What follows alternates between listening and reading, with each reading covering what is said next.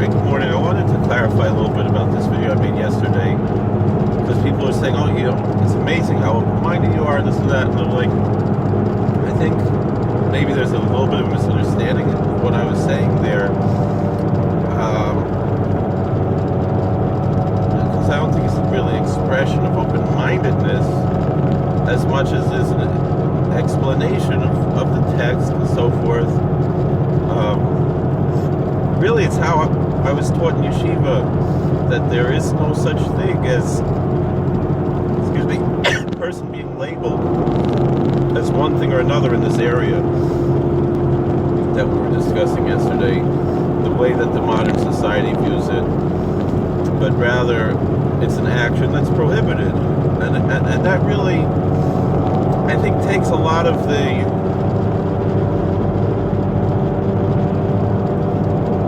it's a much healthier attitude, I would say, because it also,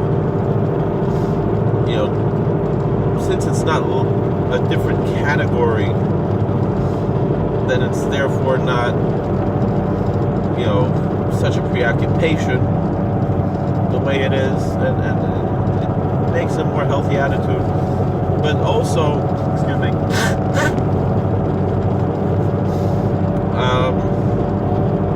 my video yesterday was a critique against Senator Booker, because, first of all, just to me, the way that he's handling Pompeo shows that all of his way that he's pretending to be a friend of the Orthodox community and everything is just that basically he's a cheap politician, and not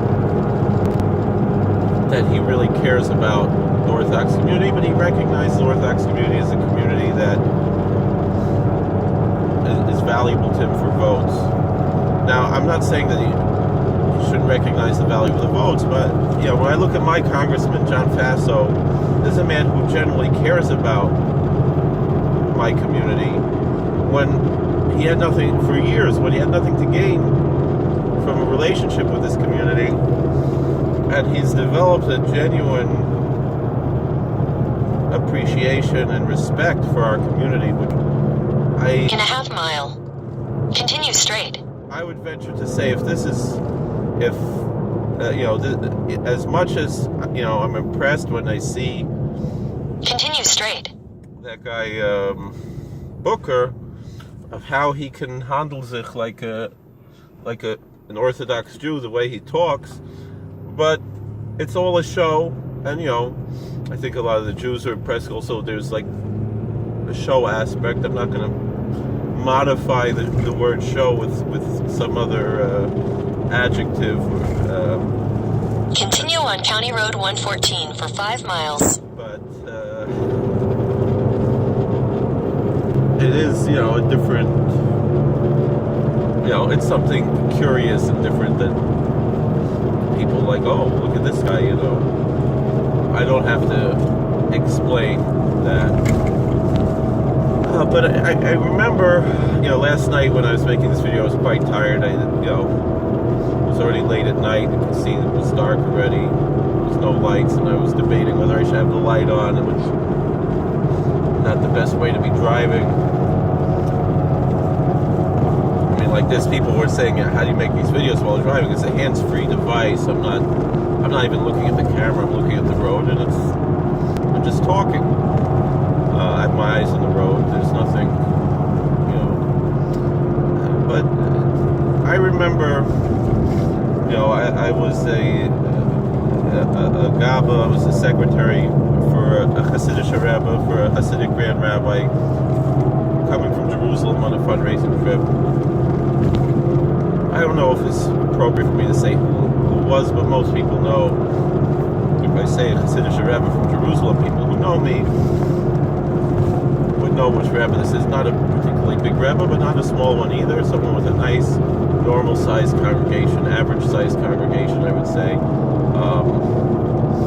and a growing congregation, mostly because this is something I've often said about Hasidic Rebbes in Jerusalem. The American Rebbes have an advantage over the Jerusalemite Rebbes, or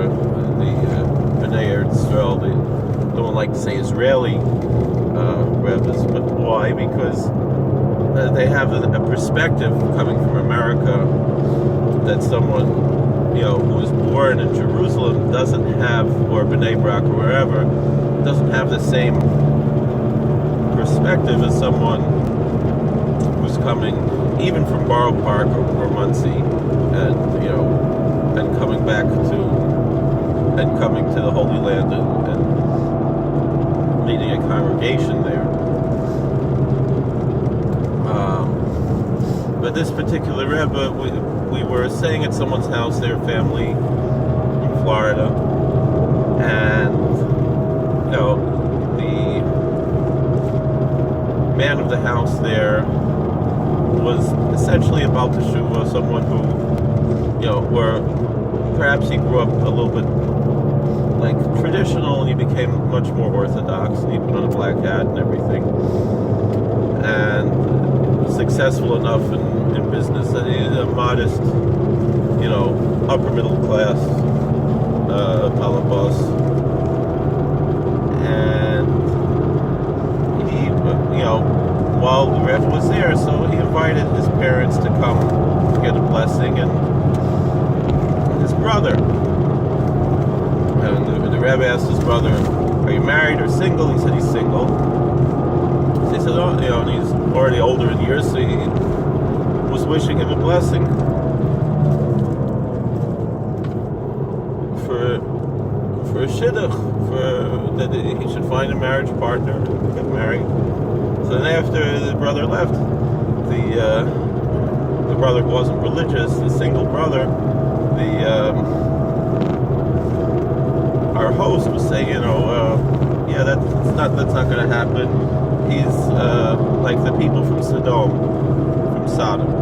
And the Rebbe didn't understand what he's saying, because in the Jewish tradition, the Sodomites were known to be cruel people, to be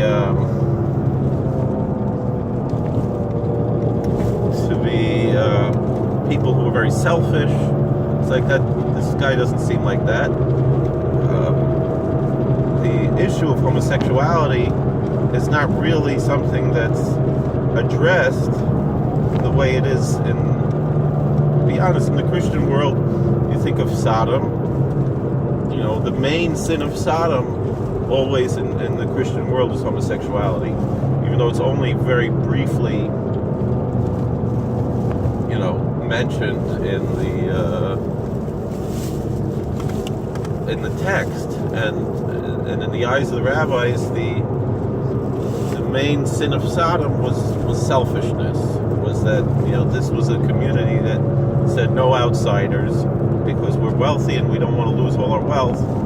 So you're not allowed to host any guests, you're not allowed to extend any hospitality, and we're going to do whatever cruel thing we can do to prevent someone from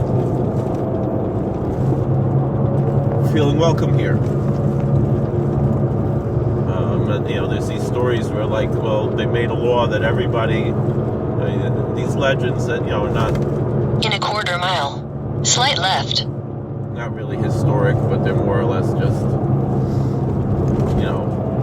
they're just, to teach a lesson. But, the types of things they say they would do in Sodom, they would say, well, everybody has to fit in a certain size bed. Take the next left onto New York 97 South, then slight right onto Newburgh Turnpike. So they said, so what would happen? It said if somebody was, was too short to fit in that bed, they would stretch them out, and if someone was too tall, slight right, to fit into that bed, then they would cut their legs off or something like that. And that was the cruelty of the Sodomites, that because they wanted to hold on to their property and they were so selfish, they didn't want to share with anybody under any circumstance. So it was against the rules of the Sodomites to engage in any form of hospitality and welcoming of strangers.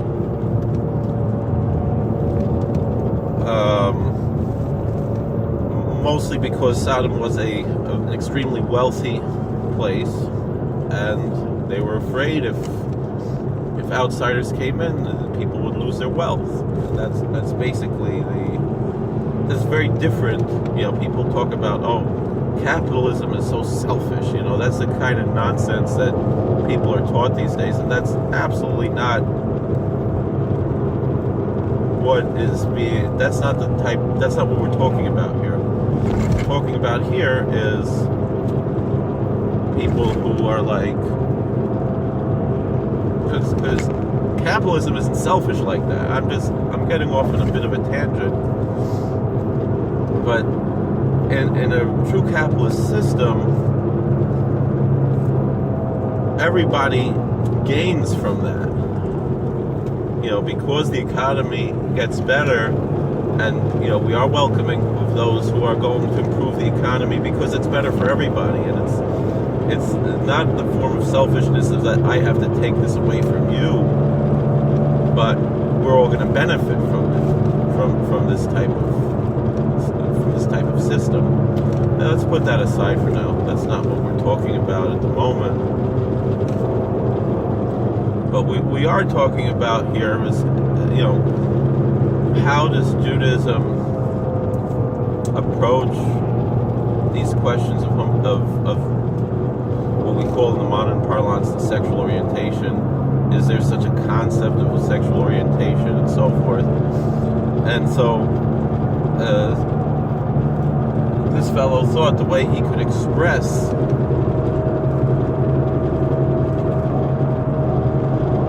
to explain that his brother was, quote unquote, how we say in the modern parlance, that he was gay, was to say that he's a sodomite, and the Rebbe didn't understand what is he talking about, because again, the use of the term sodomite is not really biblical in reference to people are going to say, but it says whatever, I don't know where it is, somewhere one of the epistles of what the Christians call the New Testament.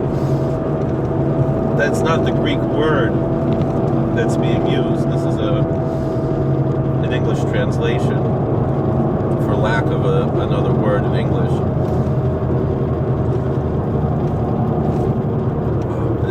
There's really no biblical source to refer to this as by this term sodomy. It's not.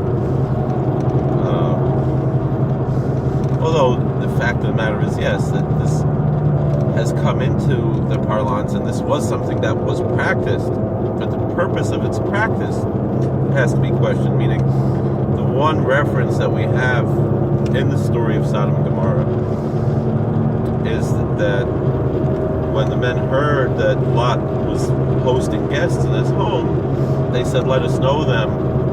And Lot was like, "No, take my daughters. Don't take these men." They're like, "No." And I think part of the point there is they weren't doing this out of lust. They were doing this out of cruelty. They were doing this to demonstrate their dominance. And also what I once heard from one of my rabbis was that they wanted to essentially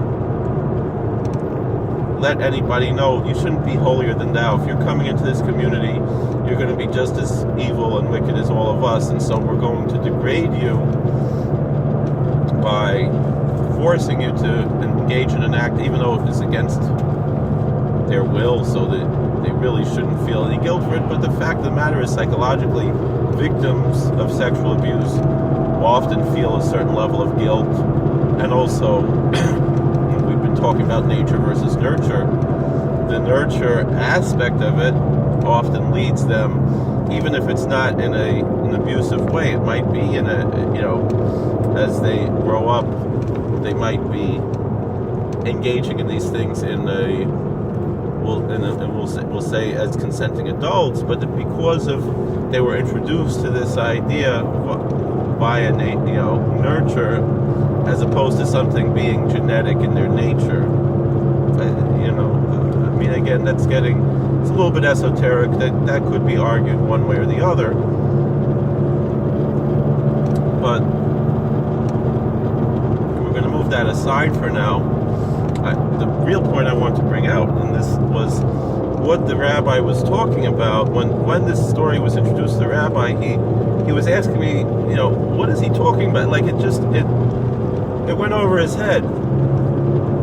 A very intelligent rabbi, a very someone who knows a lot about the world. It's not just someone who just sits and learns all day, but who actually can give good sound advice. And he was just like, what's he talking about? I remember one of my friends, I've never done drugs in my life, it never really appealed to me, but one of my friends, he was talking about how he was doing drugs for a while, and then he stopped, and he's still interested in it, and how to deal with it. And the Rebbe said to him, this is one of the first times he met this Rebbe. This Rebbe told him,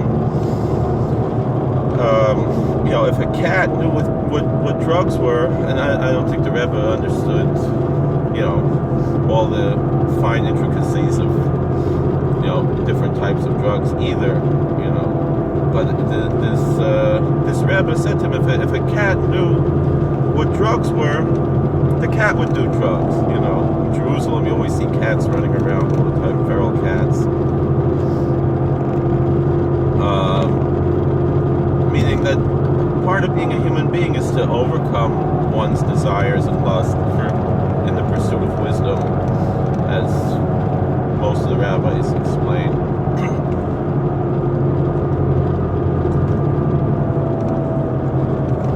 Maimonides certainly that was a major aspect of his teaching. Is that Maimonides says that thoughts of sexual immorality only appear in a heart that is empty of wisdom. Doesn't mean that the person is not wise or does not engage in wisdom, but at the moment when the person is overcome with lust or preoccupied with lustful thoughts, at that time they are more or less empty of wisdom at the time, meaning they need to refill the heart with wisdom, or the mind rather, with wisdom, because when a person is engaged in wisdom, even speaking about sexual matters, if it's discussed in a manner of wisdom, in a half mile, turn left. It's not necessarily going to be expressing itself in a form of lust, but perhaps at another time when the heart is empty of wisdom, that's when lust is going to fill that vacuum.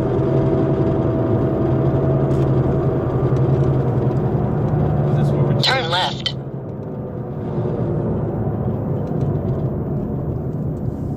That being said, and we'll move away from this for now, but just so I was explaining to the rabbi, that this man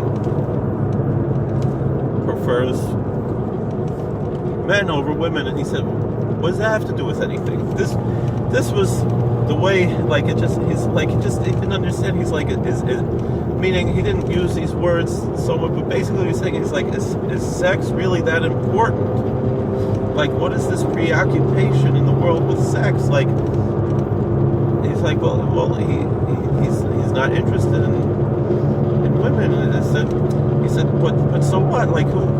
What kind of rule? It was like, so like he just lives with another man, like two ketzoach. He said, like two cats, meaning like it's just about lust and not about just being part of society. Meaning what he was saying was like, he didn't understand. He said like, he said to me, he said, Yitzchak, your parents are not religious Orthodox Jews. Your father's not Jewish, your mother's Jewish.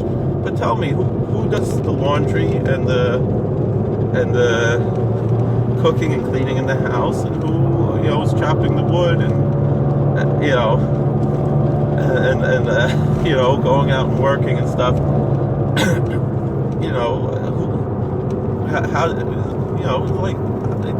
He's saying not all the time. Obviously, once in a while, a man is going to cook and do laundry, and a woman can do other things too. It's not, but just 99% of the time, who's doing what? Which, again, in today's day,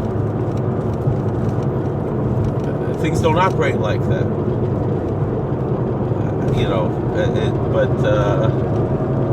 this is basically, a major aspect of what was being, of what he understood it to be, is that this is a societal construct of the husband and wife. It's not it doesn't even have, meaning sex isn't that important. Sexual intercourse is not that important in life. I mean, certainly that comes to the Polish Hasidic approach that people should avoid being hypersexualized. Perhaps that went a little bit too far among the Ger Hasidim by the time of the Beis Yisrael. I don't know if this was always. I don't think this was the way it was by the Ger Hasidim in earlier times, but like the Beis Yisrael, was very strict to try to totally, teach a totally ascetic approach to sex, try to totally limit sex as much as possible. The Stipler Gaon was very upset at him. He said that this approach is Catholic. This isn't a Jewish approach.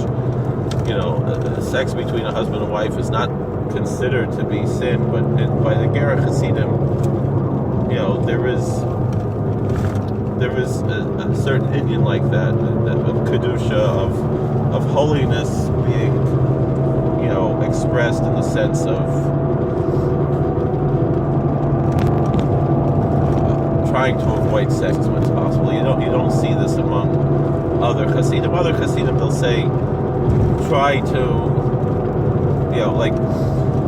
limit it to twice a week, maybe. That's something you'll hear by certain Hasidim, that between husband and wife, twice a week, obviously when it's permissible. By the Ger Hasidim, it would seem like once a month.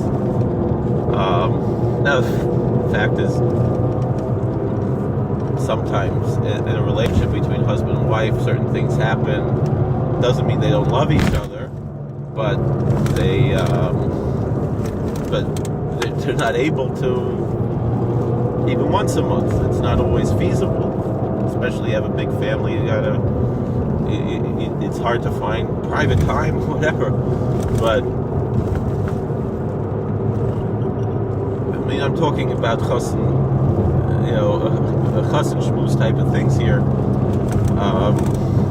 Obviously, in other communities, this concept doesn't exist, and I would say from a Talmudic approach, according to the Talmud, the concept of the ona is generally, it goes by what kind of occupation a man holds. That if a person, has a certain occupation that requires him to be away from home, he is not, his wife is supposed to be understanding, and if he's home every day, and he's not too tired and so forth, supposed to give more attention to his wife. It should be even every day for certain people. Again, is that something that's, everything has to, the point of that is that you have to be practical of what, and these things aren't like set in stone that, thou shalt, no, and then it has to be, when both parties are willing and wanting and so forth and able, and it has to be, between husband and wife, and it's a mitzvah, it's a positive thing, it's something that's considered to be holy, despite what the Ger Hasidim teach. This particular Rebbe is more or less a Polish Rebbe, but not like the Ger Hasidim, but still, I would say his approach to holiness, the way he understood, would be more along the lines of those who would say twice a week type of things. I never really spoke that much to him about this, but it just boggled his mind. Essentially, the modern day preoccupation with sex, and I think it goes into that someone would say because they like one thing over another, they're going to live a totally different lifestyle. he couldn't wrap his mind around such a concept. And what I'm saying by that is that it's not for me to say which approach is more authentic, but I would venture to say that that type of approach is essentially more authentic, biblically speaking. It's more in line with what the Bible teaches, to say that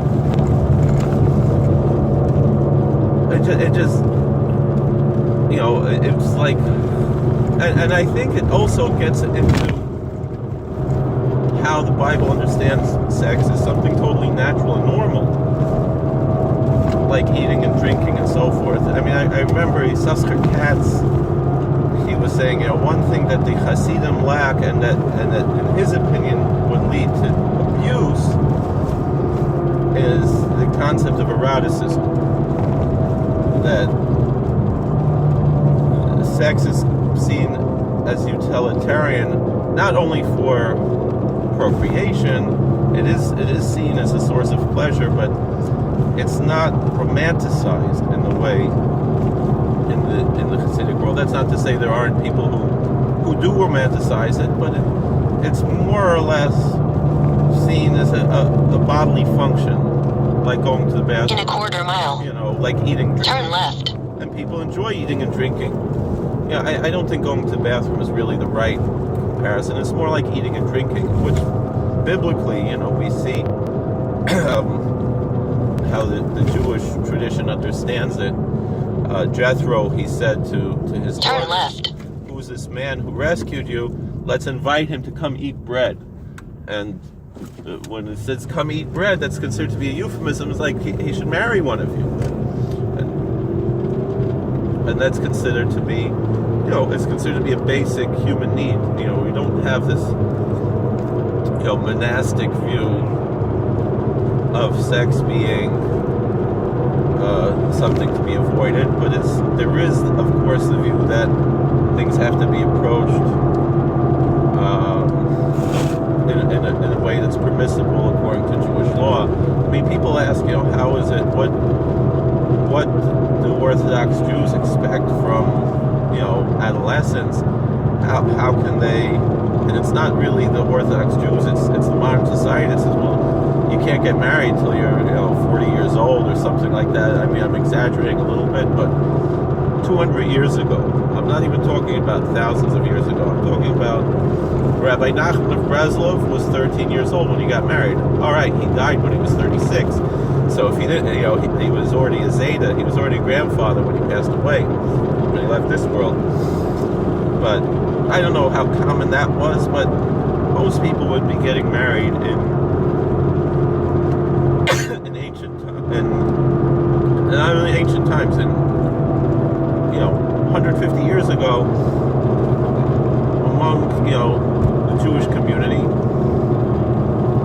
the average person would get married there 15, 16, 17 years old. It was a normal time to get married, especially considering the first couple of years your father-in-law would probably be supporting you until you're ready to go get a job, something like that, because you're probably too young to support yourself, but you could, and because when it says Shemon Esrei L'Chuppah in Pirkei Avos, I think it's understood that by this time you should be married. Before 18 you should be married. Nowadays, like Shemon Esrei L'Chuppah is understood. All right, that's when you start looking. In our circles, 17, 18, 19, 20 is in our circles when it's normal to get married. And most Orthodox circles, 21, 22, no later than 25. If you're not married, if you're not like seriously looking to get married by the time you're 25, there's something missing there. But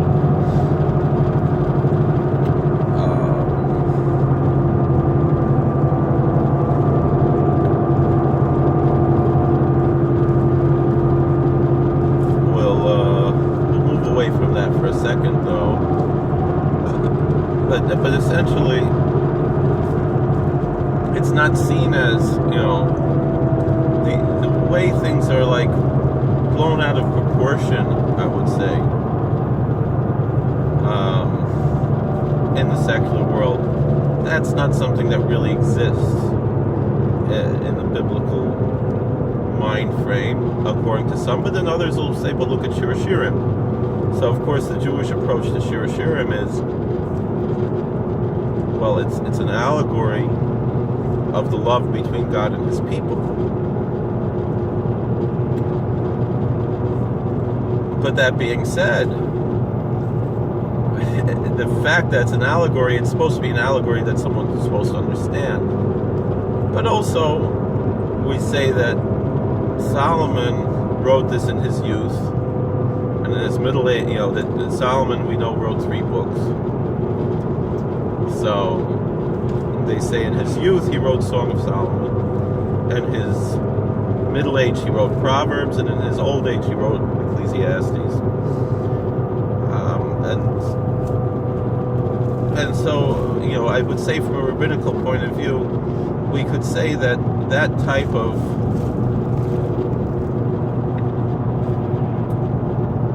eroticism or romanticism, it belongs in one's youth, and then when you get to a certain age of wisdom, it's not to say that sex disappears or even. In 1,000 feet, continue straight. But it's a different approach. It's a different approach to sex, a different approach to life, a different approach to a lot of things. And people who become, continue straight, so obsessed with these things, it breeds an unhealthy environment. And the Rambam does say, Adam nimshach achar sviva. A person is drawn after his surroundings, his environment. When we talk of nature versus nurture, people are heavily influenced by their society, and so the virtue of the fact that we see more struggles with these issues within the Orthodox world today, I would say is quite clearly a product of the world we live in today. That we live in a society that, in a quarter mile, turn right, that is obsessed with sexuality. And so because the society is obsessed with sex, so then there is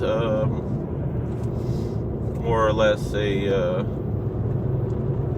hypersexualization,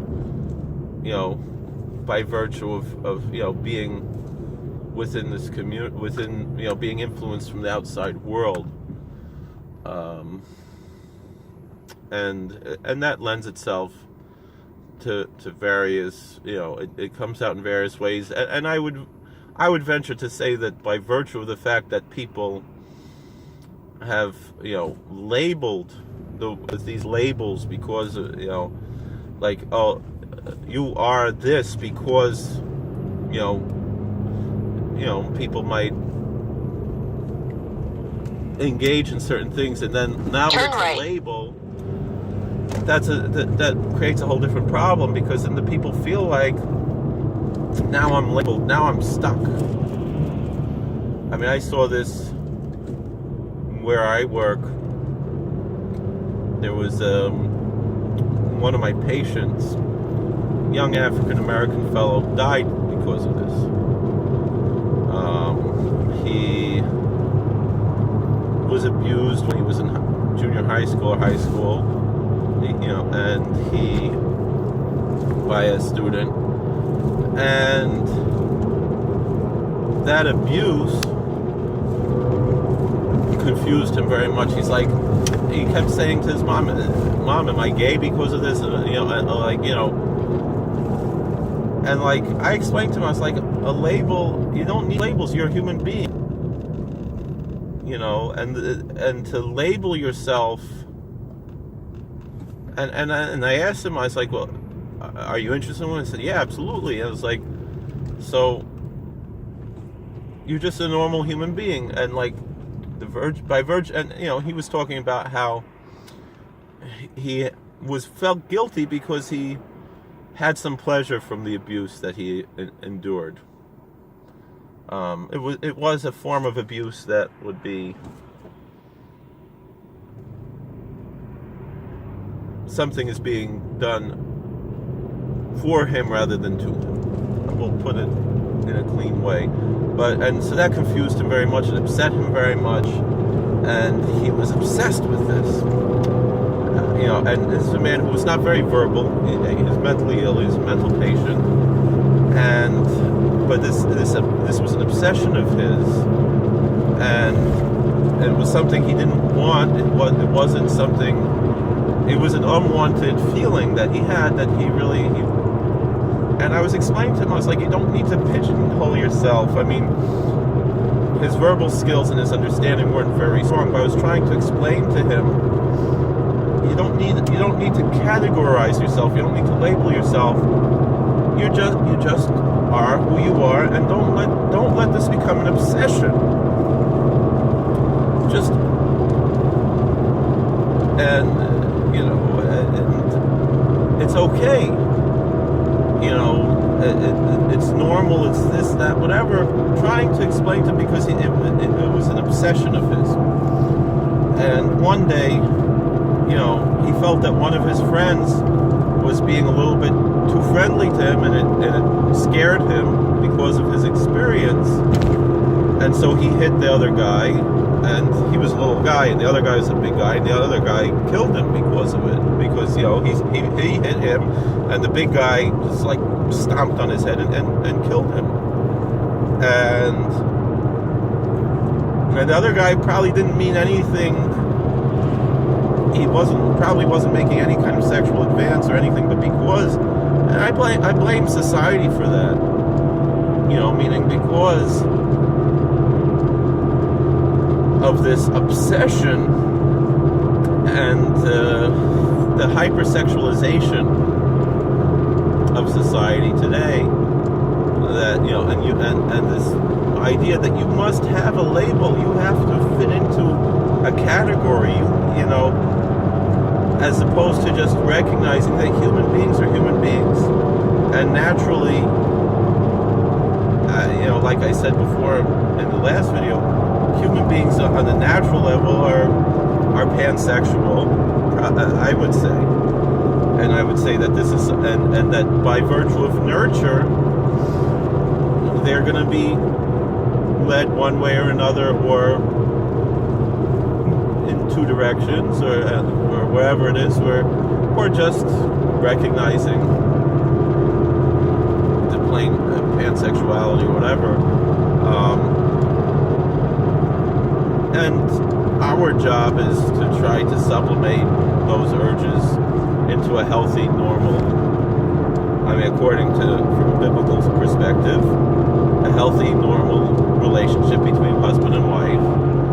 And again, it's not always easy, it's like, I remember, what was it, Alan Keyes, he used to say, well, he's tempted, being out in society, he sees women, he's tempted by women other than his wife, but he understands he's not allowed to do that because, he's a devout Catholic, and he has to overcome those urges, and so too anybody else. And, right, people are going to argue, well, there's a difference here because, but I think, from what I've read about and so forth, and I remember Amnon Yitzchak, he said the same thing. He said, I don't understand, why are people doing this and that? He's like, well, you don't have a wife, like he didn't understand, it just went above his head, this whole concept of how things are understood, in society today, where it's just like, this is a different lifestyle, people engage, and people just, this is how people live, and that's it. And it's not something so readily understood, I would say, by people who are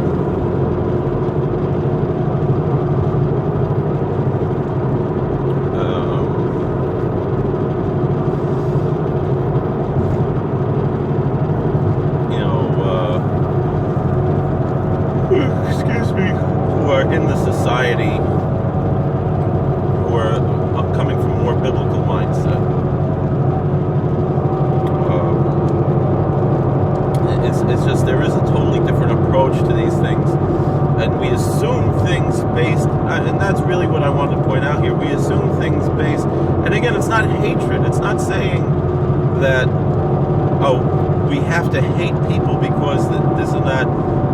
But it also isn't saying, we have to go out of our way to treat people in a more positive way. I can understand, because of this. It's just the point I want to bring out here is people are people, and people should be treated like people with respect, just by virtue that they're created in the image of God. I saw someone once say, don't discriminate against someone just because they sin in a different way than you do. And I think that's pretty much that's more or less a biblical approach.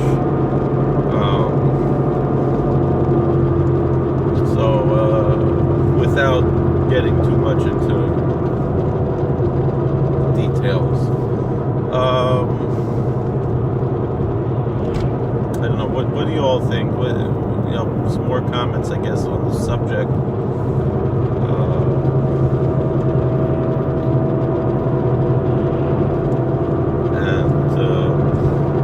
Like, share, and subscribe. I know this is going to be controversial because there are people who have a big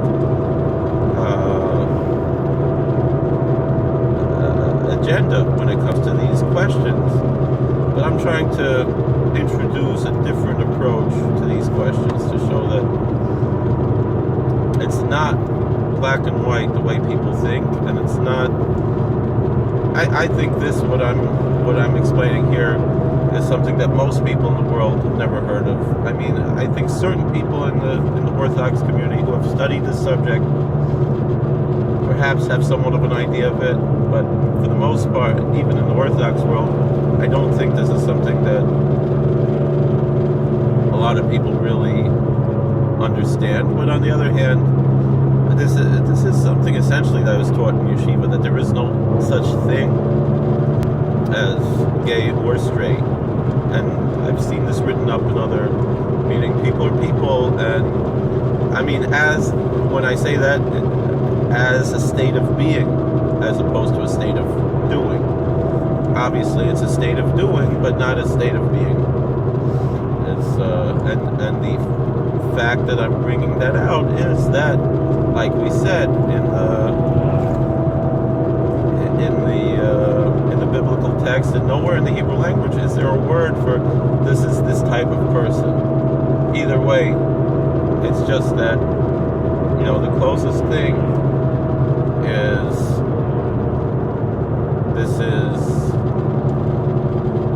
this type of act. And that in general, a person is a sinner whether they sin in this way or that way, right? If they're engaging in immoral behavior, and it could be compared to any one of these lists of things. And again, people are offended by that. People are like, well, how dare you say that? But I'm sorry, that's what the text says. The text absolutely does say that a certain act is a sin, and it's a capital sin. But there's a whole list there, and they're all it's one from a long list. There are two lists, and you can't be with this one, with that one, blah blah blah. That's what it says. That's what the text says. It's a sin. And it's like, so the thing is, so you're comparing this to that? Yeah. Yes, you are. That's just how it is. That's what the text very clearly does. So, thank you for watching. God bless. Please like, share, subscribe, comment, and all those things.